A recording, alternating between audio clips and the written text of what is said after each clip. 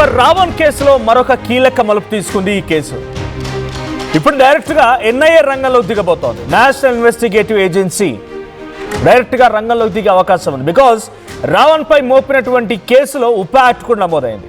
Unlawful activities prevention act UAPA. ఈ UAPA case నమోదవడంతోనే NIA entry ఇచ్చే chance కూడా ఉంది. ఏపీ పోలీసులు ఈ కేసుని ఎన్ఐఏకి అప్పగించాల్సిందే అన్నట్టుగా భావిస్తున్నారట. గతంలో మాజీ సీఎం వైఎస్ జగన్మోహన్ రెడ్డి మీద ఎయిర్పోర్ట్లో ఓ కత్తితో దాడి చేసినటువంటి వ్యక్తి, ఆ నిందితుడు శ్రీనుని కూడా కేసుని ఎన్ఐఏ విచారించింది.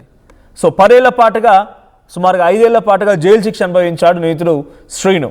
అయితే ఉపా యాక్ట్ కింద కేసు నమోదవడం అంటే మినిమం 3 నుంచి 10 ఏళ్ల వరకు జైలు శిక్ష అనుభవించక తప్పదు. అదే మాదిరిగా రావణ్కి కనీసం 3 ఏళ్ల జైలు శిక్ష పడే అవకాశం ఉందన్నట్టుగా పోలీసులు భావిస్తున్నారు. అక్కడ అధికారులు, ప్రభుత్వాలు భావిస్తున్నాయి. రేపు రావణ్ని ఏపీ పోలీసులు కస్టడీ కోరే అవకాశం కూడా ఉంది. నెల్లూరు జిల్లా జైలు నుంచి గన్నవరం స్టేషన్కి తీసుకొచ్చే అవకాశం ఉంది. మరి రేపు గన్నవరం స్టేషన్ తీసుకొచ్చి ఏ రకమైన విచారణ చేపడతారు?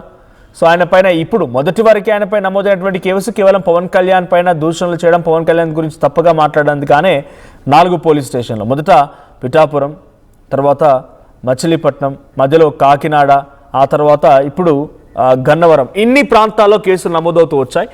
ఆయన 4 కేసులు నమోదవుతూ 4 స్టేషన్లకు తిరగడం, బెయిల్ రావడం, బయటికి రావడం, బెయిల్ రావడం, బయటకు రావడం, చివరిగా 4 స్టేషన్లు తిరిగేసరికల్లా ఆయనపై నమోదైనటువంటి మరో కేసు, కొత్త కేసు ఏంటంటే ఈ ఉపా కేసు. UAPA unlawful activities prevention act నేపథ్యంలో ఆయనని కేసులు నమోదు చేసి డైరెక్ట్గా జైలుకు పంపించారు. ప్రజెంట్ నెల్లూరు జిల్లా జైల్లో ఉన్నారు. ఆ తర్వాత ప్రజెంట్ పోలీసులు కస్టడీ కోరే అవకాశం ఉంది. ఈ కేసుని ఎన్ఐఏకి సైతం ట్రాన్స్ఫర్ చేయబోతున్నారు. బికాజ్ ఉపా కేసు నమోదైంది. ఉపా అంటేనే సహజంగా రాజ్యద్రోహం, దేశద్రోహం కేసులు. సో ఒకప్పుడు ఎప్పుడో బ్రిటిష్ సమయంలో దేశద్రోహం అన్నట్టుగా వాళ్ళు అమలుపరిచినటువంటి ఆ చట్టాలు ఇంకా కూడా భారతదేశం అమలు అవుతూనే ఉన్నాయి. చాలా సందర్భాల్లో వీటిని వ్యతిరేకించిన వాళ్ళు ఉన్నారు, వీటిని సంబంధించిన వాళ్ళు కూడా ఉన్నారు. ఇప్పుడు ఎటువంటి మరో కేసు ఓ యూట్యూబర్ రావణ్ పై నమోదవడం చాలా చర్చకు దారితీసింది. సో ప్రజెంట్ రావణ్ కేసుని ఎన్ఐఏకి మారుస్తారా? సో రావణ్కి పడబోయే శిక్షలు ఏంటి, ఏ రకంగా కస్టడీ కోరబోతున్నారు? మా ప్రతినిధి ఏపీ ఇన్పుట్ కృష్ణమోహన్ డీటెయిల్స్ అందిస్తారు. కృష్ణమోహన్, సో ఏంటి రావణ్ పై నమోదైనటువంటి మొదటి కేసు పవన్ కళ్యాణ్ దూషించడం, పవన్ కళ్యాణ్ మీద కొంత అసభ్య పదజాలంతో ఆయన మాట్లాడారనే రకంగానే కేసులు నమోదయ్యాయి. వాళ్ళు ఇచ్చిన కార్యకర్తల ఫిర్యాదుల మేరకు 4 స్టేషన్లు తిరిగిన తర్వాత, 4 సార్లు బెయిల్ వచ్చిన తర్వాత ఉపా కేసు నమోదైంది. ఇప్పుడు ఉపా కేసు డైరెక్ట్గా ఎన్ఐఏకి ట్రాన్స్ఫర్ అవబోతోందా? పోలీసులు విచారించబోతున్నారు. ఏం జరగబోతోంది రావణ్ కేసులో? ఇప్పుడున్నటువంటి పరిస్థితుల్లో ఎటువంటి సిచ్యువేషన్స్ ఉన్నాయి? డెఫినెట్గా మన యూట్యూబర్ రావణ్ కేసులో కీలక మలుపు జరుగుతోంది. నేషనల్ ఇన్వెస్టిగేషన్ ఏజెన్సీ ఎన్ఐఏ రంగంలో దిగే అవకాశం చాలా స్పష్టంగా కనబడుతుంది.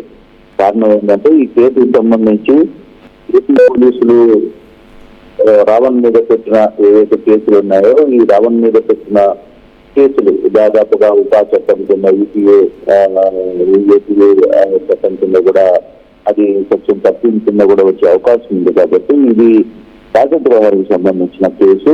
అందులో ఈ కేసుకు సంబంధించి పూర్తిగా ఇన్వెస్టిగేషన్ మొత్తం కూడా ఎన్ఐఏ చేయాల్సిన పరిస్థితి అయితే చాలా స్పష్టంగా కనపడుతుంది. నేషనల్ ఇన్వెస్టిగేషన్ ఏజెన్సీకి ఈ కేసును అప్పచెప్తారు. ఒక ఈరోజు రావణ్కి కస్టడీ తీసుకునే పిటిషన్ వేస్తారు. కస్టడీ తీసుకోవాలనే ప్రయత్నం జరుగుతుంది. ఈరోజు కోర్టు ఆదేశాల మేరకు ఈరోజు నెల్లూరు నుంచి ఇవాళ కస్టడీ తీసుకోండి అని చెప్పినప్పుడు వెంటనే అక్కడి నుంచి నెల్లూరు జైల్లో ఉన్న రావణ్ను గన్నవరం పోలీస్ స్టేషన్ నుంచి తీసుకుని వస్తారా, లేకపోతే విజయవాడలో ఎక్కడైనా తీసుకుని వస్తారా అనేది ఒకటి. రెండవది, ఇది ఎన్ఐఏ రంగంలో దిగిపోతుంది. ఎన్ఐఏ రంగంలో దిగాల్సిన అవసరం కూడా ఉంది. ఈ కేసు వెంటనే ఎన్ఐకి ఏపీ పోలీసులు అప్పగించాల్సిన పరిస్థితి కూడా చాలా స్పష్టంగా కనపడుతుంది. సో ఎన్ఐకి వెళ్ళింది అనుకుంటే ఇంకా ఇది చాలా దూరం ఈ కేసు వెళ్ళే పరిస్థితి కనపడుతుంది. ఇప్పటికి ఇప్పట్లో రావణ్కి ఎక్కడ బెయిల్ వచ్చే అవకాశాలు ఉన్నట్టుగా వచ్చే అవకాశాలు లేవు అనేది చాలా స్పష్టంగా కనబడుతుంది.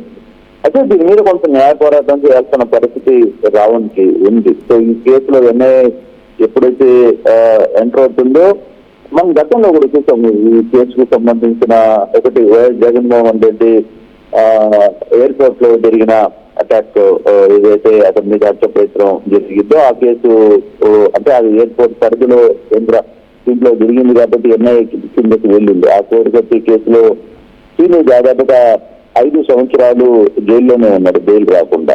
ఉపాయ కింద కూడా కేసు నమోదైంది కాబట్టి ఈ కేసులో సంవత్సరం నుంచి 10 ఏళ్ల వరకు జైలు శిక్ష పడే అవకాశం ఉంది అనేది చాలా స్పష్టంగా తెలుస్తోంది. అయితే ఇప్పుడు ఇది వెంటనే ఎన్ఐఏకి అప్పచెప్పాలి. మరి ఏపీ పోలీసులు ఈ రోజు చెప్తారా, రేపు చెప్తారా అనేది చూడాల్సిన పరిస్థితి. మరి ఎప్పుడు రంగంలో దిగుతారు ఎన్ఐఏ అనేది చూడాలి. కానీ డెఫినెట్ గా ఈ కేసు ఏపీ పోలీసుల పరిధిలో ఉండదు. 2-3 రోజుల్లో ఇది కంప్లీట్ గా ఎన్ఐఏ కిందకి వెళ్ళబోతుంది. ఎన్ఐఏ కిందకి వెళ్తే వాళ్ళు పూర్తి స్థాయిలో విచారణ, అసలు దేశద్రోహం కింద ఆయన ఎటువంటి కార్యకలాపాలు చేశారు, లేదు ఆ కోర్టులో అతని సెల్ ఫోన్ ఏం దొరికాయని అంశాల మీద కొంత తనిఖీ చేయాల్సిన పరిస్థితి అయితే ఉంది. అయితే నిన్న ఎది వెంకటేశ్వరరావు లాంటి వ్యక్తులు, సీనియర్ ఐపీఎస్ గా పనిచేసిన వ్యక్తులు ఏం చెప్తున్నారంటే ఈ కేసుకు సంబంధించి ఇది కోర్టులో నిలబడదు, అయినా కూడా కేసు పెట్టిన నేపథ్యం డిఫరెంట్. సో ఇక దీని మీద ఇంకా పూర్తిగా ఇన్వెస్టిగేషన్ జరగాలి కాబట్టి తద్వారా జరిగే అంశాలని కొంత చూడాల్సిన నేపథ్యం ఉంది, కొంత లోతుగా పరిశీలించాల్సిన పరిస్థితి. కోర్టులో వాదనలు ఇన్ని టేక్ సమ్ టైం, ఇది కొన్ని రోజులు పట్టే పరిస్థితి అయితే ఉంది. వెంటనే బెయిల్ వస్తుంది అనేది మనం అనుకోవటం లేదు. వాళ్ళ లీగల్ టీమ్ తో కూడా మాట్లాడుతున్నప్పుడు చాలా క్లియర్ గా చెప్తున్నారు, అంత త్వరగా కేసు అయితే కాదు, చాలా పకడ్బందీగా ఈ కేసుని పెట్టాలని ఉన్నాయి. సో దీంతో ఎన్ఐఏ కూడా రంగంలో దిగబోతుంది. రేపు ఈ కేసుని ఎన్ఐఏకి ఇచ్చిన తర్వాత వాళ్ళ విచారణ ఏ విధంగా ఉంటుంది, ఇతను బ్యాకండ్ ఏంటి, ఇతనికి సంబంధించిన వ్యవహారాలు ఏంటి, ఏంటి ఎవరు, మరోవైపు తన తండ్రి విజయవాడలో ఒక రైల్వే ఉద్యోగిగా పనిచేస్తున్నారనే సమాచారం కూడా ఉంది. కానీ ఇప్పటి వరకు ఎవరు కుటుంబ సభ్యులు ఎవరు రావణ్ కి సంబంధించిన వ్యవహారంలో లీగల్ టీమ్ తో కలిసి మాట్లాడిన సందర్భం లేదు అని చెప్తున్నారు. అంటే మరి ఎవరు ఈ లీగల్ ప్రాసెస్ ముందుకు తీసుకువెళ్లాలంటే రావణ్కి ఎవరు ముందుకు వచ్చే అవకాశం ఉంది, దాని మీద కూడా అంటే ఇప్పుడు రాబోయే రోజుల్లో ఇంకా ఇది సుప్రీంకోర్టు దాకా వెళ్లాల్సిన అవసరం కూడా ఉంటుంది. సో ఈ కేసును సుప్రీంకోర్టు దాకా వెళ్ళాలంటే దానికి సంబంధించిన కుటుంబ సభ్యులు కూడా ఒకరు లీగల్ టీమ్ తో అటాచ్ లోకి రావాలి, వాళ్ళు కలిసి లీగల్ టీమ్ తో మాట్లాడాల్సిన పరిస్థితి ఉంది. కానీ ఆ ఇంపాక్ట్ అక్కడ కనపట్టలేదు అనేది లీగల్ టీమ్ చెప్తున్న పరిస్థితి రావన్న లీగల్ టీమ్. బట్ ఎంతవరకు చూడాలి, ఎంతవరకు వ్యవహారంలో ఎన్ఐఏ రోల్ ఏ విధంగా ఉంటుంది. డైరెక్ట్ గా ఉపా కేసు నమోదు చేసినంత మాత్రం దాన్ని మ్యాండేట్ గా తీసుకోవడానికి లేదు, కోర్టులో వీళ్ళు కూడా ఛాలెంజ్ చేయొచ్చు. ఉపా కేసు ఏ